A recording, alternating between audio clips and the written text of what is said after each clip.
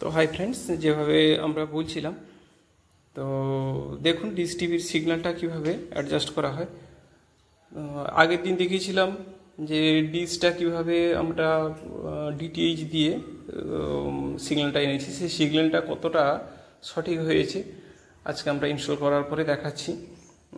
যেমনটা এইখানে দেখুন আমরা এলইডি স্ক্রিন লাগিয়ে দিয়েছি, নো সিগন্যাল লেখা এসছে, বুঝতে পারছেন। এবারে আমরা ডিশ টিভিটা অন করব। আমাদের কাছে এই রিমোট আছে, দেখতে পেয়েছেন ডিশ টিভি রিমোট। তো এটা দিয়ে আমরা ডিশ টিভিটা অন করছি আসলে আগে। তো দেখতে পাচ্ছেন নিচে ডিশ টিভি লেখা চলে এসছে। তো এরপরে যেটা হবে, আমি কিভাবে সিগন্যালটা আসে সেটা দেখানোর জন্য পুরো আজকে সিস্টেমটা দেখা দেবো। ডিশ টিভি সম্পর্কে পুরো ডিটেলস এমনভাবে দেখিয়ে দেবো যে আপনাদের আর কোনো অসুবিধা হবে না। তো আমরা প্রথমে মেনুতে যাচ্ছি। রিমোটে মেনু দেখবেন লেখা আছে, মেনু লেখা থাকে অথবা হোমও লেখা থাকে রিমোটে। এই যেভাবে আমি দেখাচ্ছি, এইখানে এই যে বটমটা লেখা আছে, এই যে এখানটায় মেনু লেখা আছে।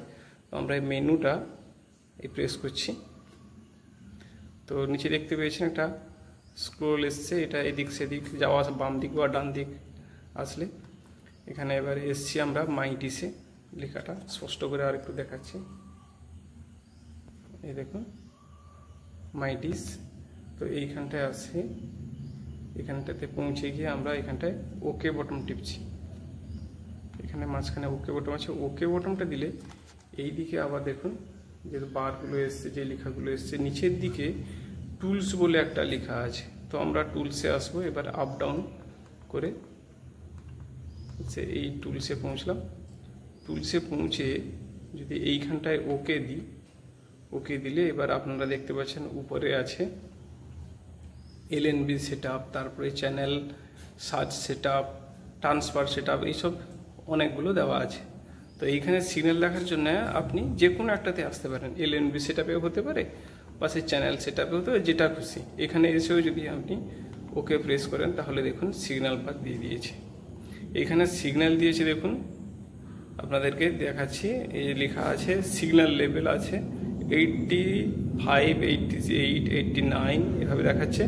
আবার এদিকে সিগন্যাল কোয়ালিটি যেটা আছে, সিগন্যাল কোয়ালিটি দেখুন 91, 90, 89 এইভাবে দেখাচ্ছে।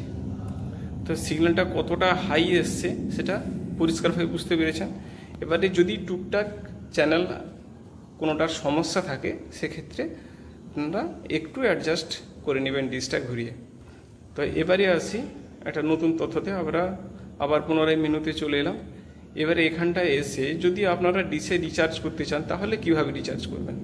তো এখানে এসে মাই অ্যাকাউন্ট, প্রথমে আবার ব্যাক করছি আর একটু, এখানে হেল্পে এসে আবার ওকে দিবেন।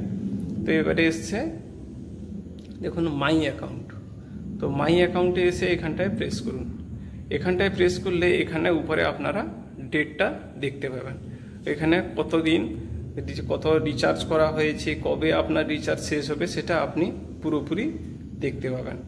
আচ্ছা, এবার এইখানে দেখুন টিভি গাইডে এসে এইখানে দেখুন আপনারা অনেক সময় অনেক চ্যানেল খুঁজে পান না।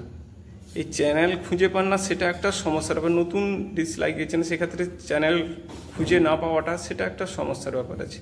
তো এইখানটায় এসে দেখুন বিভিন্ন রকমের দেওয়া আছে মোস্ট ভিউইং চ্যানেল, মানে যেগুলো প্রায় দেখা হয়। তারপরে দিয়েছে এইচডি চ্যানেল, তারপর দিয়েছে এন্টারটেনমেন্ট, তারপর দিয়েছে মুভিজ। তো আপনারা যেটা ধরুন একটা মুভি চাইছেন, তো মুভিটা কিভাবে আসবেন, কত নম্বর চ্যানেলে মুভি আছে সেটা তো জানেন না। তো আপনি যদি এখানটা মুভিতে এসে ওকে প্রেস করেন তাহলে এবার এখানটা দেখাচ্ছে হিন্দি দেখবেন না ইংলিশ দেখবেন, কোনটা দেখবেন সেইখানটায় আসার জন্য আপনি হিন্দিতেই বা ইংরেজিতে যেটা আসতে পারেন। তো হিন্দিতে আমরা বেশিরভাগ দেখি, সেখানে আমরা হিন্দিতে এসে হিন্দি প্রেস করছি। হিন্দিতে দেখালে এখানে এবারে হিন্দির চ্যানেলের নামগুলো আসছে, কত চ্যানেল কত নাম্বারে আছে সেটা আপনি এখানটায় পেয়ে যাচ্ছেন, এবং সেই চ্যানেলের রেট কত, পরপর আপনাকে চ্যানেলগুলো দেখাচ্ছে যে কটার সময় কোন সিনেমাটা আছে সেটাও সব কিছু এখানটায় দেখিয়ে দেবে। ধরুন এখানটায় দেখাচ্ছে অ্যাকশন সিনেমা এখানটায় ফ্রি দেখাচ্ছে। তো তার মানে এই চ্যানেলটা আপনার কোনো পে করতে হচ্ছে না। এটা যদি এখানটায় ওকে প্রেস করে দিই তাহলে দেখুন ওই সিনেমাটা চলছে। তো এইভাবেই আপনারা আরও ডিটেলস দেখতে পাবেন।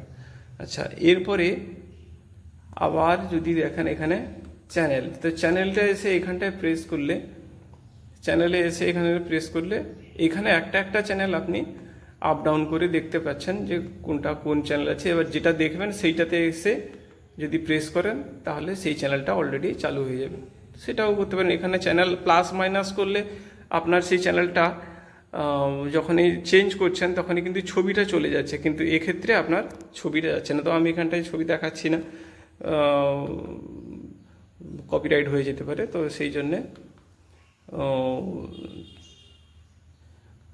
আমরা ফিরে যাচ্ছি।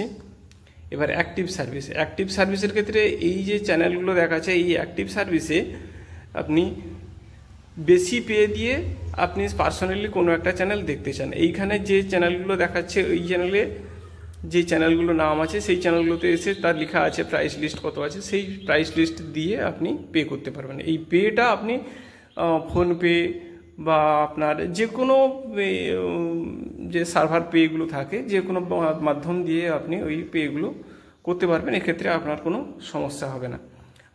আর একটা হচ্ছে ডিশ টিভির কাস্টমার কেয়ার নাম্বার। তো ডিশ টিভির কাস্টমার কেয়ার নাম্বারটা এটা সবসময় আপনারা যে স্ক্রিনে দেখতে পান ওই স্ক্রিনে দেখতে পাওয়া নাম্বারে কল করলেও হবে। তো সেখানে আপনি আপনার সমস্যার কথা পুরো জানিয়ে দিবেন, তাহলেও এটা সমস্যার আপনার আর কোনো অসুবিধা হবে না। আপনার ওইখান থেকে সঙ্গে সঙ্গে আপনার ওই টিভি চলবে, আর আপনি ফোন করলেই সঙ্গে সঙ্গে আপনার সমস্যার সমাধান করে দিবে। আপনার স্ক্রিনে যদি 101 লেখা থাকে তাহলে জানবেন ওই চ্যানেলটা আপনাকে রিচার্জ করার জন্য বলছে, আর প্রত্যেক চ্যানেলে যদি 102 দেখতে পান তাহলে সেক্ষেত্রে জানবেন আপনার ব্যালেন্স নেই। আর যদি দেখেন যে কিছু চ্যানেলে হয়তো 301 লেখা এসছে, 301 লেখা যদি থাকে তাহলে জানবেন আপনার ডিশ থেকে মেশিন পর্যন্ত যে কেবিল কানেকশান আছে ওইখানে কোথাও না কোথাও সমস্যা হয়েছে। হয়তো ডিশ ঘুরে যেতে পারে, বা হয়তো আপনার কেবিলের কোনো সমস্যা হতে পারে, অথবা ডিশে যে এলএনবি লাগানো আছে এলএনবির কোনো সমস্যা হতে পারে। তো সেগুলো আপনাকে চেক করতে হবে, সেটা আপনি যদি পারেন তো ভালো, আর না হলে কোনো টেকনিশিয়ানকে দিয়ে ওই কাজটি আপনি করিয়ে নেবেন। তাহলে এই পর্যন্ত আজকে রাখছি, পরে আসছি আবার একটা নতুন ভিডিও নিয়ে। ততদিন পর্যন্ত বাই।